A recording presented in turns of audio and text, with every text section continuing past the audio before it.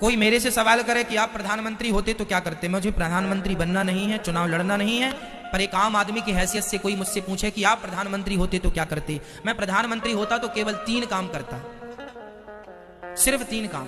पहला काम, मैं भारत देश की शिक्षा को एक कर देता। चाहे उत्तर प्रदेश में पढ़ो, चाहे यूपी में पढ़ो, चाहे बिहार में पढ़ो, चाहे गुजरात में पढ़ो, चाहे राजस्थान में, चाहे पंजाब में, एक देश एक शिक्षा। नेता का बेटा भी वहीं पढ़ेगा और मजदूर का बेटा भी वहीं पढ़ेगा। ये शिक्षा, ये प्रधानमंत्री मैं होता तो मैं पहले देश की शिक्षा को एक करता। दूसरा, मैं सारे हॉस्पिटलों को तंदुरुस्त करूंगा पहले तो, कि पूरे देश में कोई बीमारी से ना मरे। हर क्षेत्र में, हर जिला में ऑक्सीजन बनने की सुविधा हो, हमें ऑक्सीजन की सप्लाई बाहर से ना करनी पड़े, हम ऑक्सीजन खुद बनाएंगे। हम देश में खुद जो जरूरत है, आवश्यकता है। और आपको बता दूं भैया, दुनिया में सबसे ज्यादा दवाई भारत में बनती है, सबसे ज्यादा टीका भारत में बनते हैं।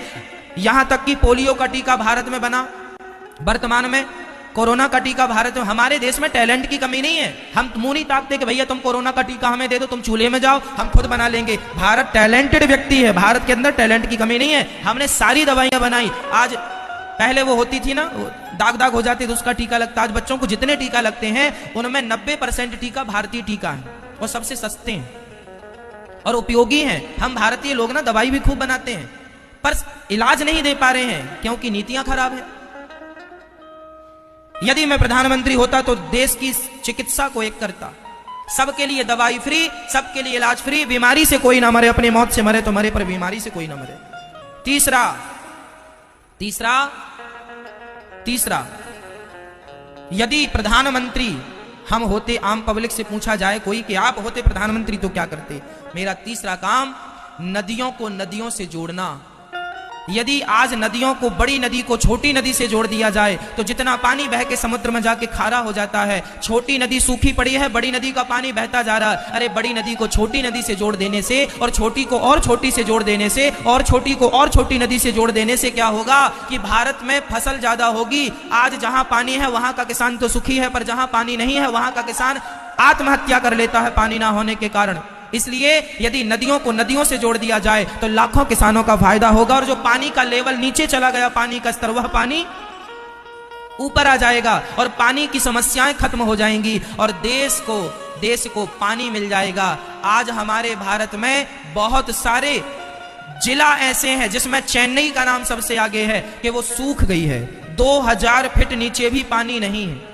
कल को आपके शहर की बारी है जहां खोदने से पानी नहीं होगा।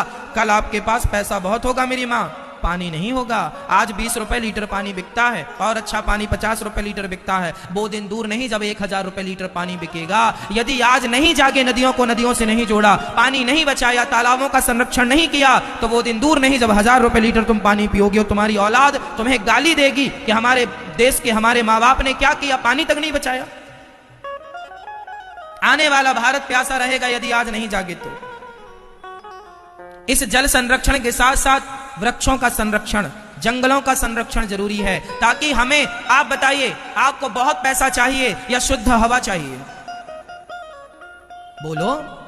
कल को आपकी जान पर बन पड़ेगी तो पैसा काम नहीं आएगा। अभी कोरोना काल में सबके पैसे धरे के धरे रह गए, ऑक्सीजन भी नहीं मिली। ये पैसा सब कुछ नहीं है मेरी माँ, जिंदगी सब कुछ है, हवा सब कुछ है। इसलिए भारतीयों को शुद्ध हवा मिलनी चाहिए और शुद्ध हवा तब मिलेगी जब जंगलों का संरक्षण होगा, जंगल बचेंगे, वृक्ष लगाए जाएंगे। रोड के नाम पे करोड़ों वृक्ष काटे जाते हैं, बताओ लगाए कितने जाते हैं? जल में वृक्ष भी आ गए, प्रकृति, चिकित्सा और शिक्षा। पहले हमें इनमें काम करना चाहिए, जरूरत है इन चीजों की। बताओ आज देश को इन 3 मुद्दों की जरूरत है कि नहीं? 3 कामों की जरूरत है कि नहीं? पर कोई भी सरकार अपनी सरकार बनाने के लिए इन 3 में से एक भी चीज ऐड नहीं करती। चाहिए ना कि ये चीजें हों, तब देश समृद्धवान बनेगा। आज इन्हीं चीजों पर तो अमेरिका ने काम किया है, तो आज वो संयुक्त राष्ट्र बन के बैठा है। आज इन्हीं चीजों में तो जापान ने काम किया है, तो वह सबसे पावरफुल बन के बैठा है।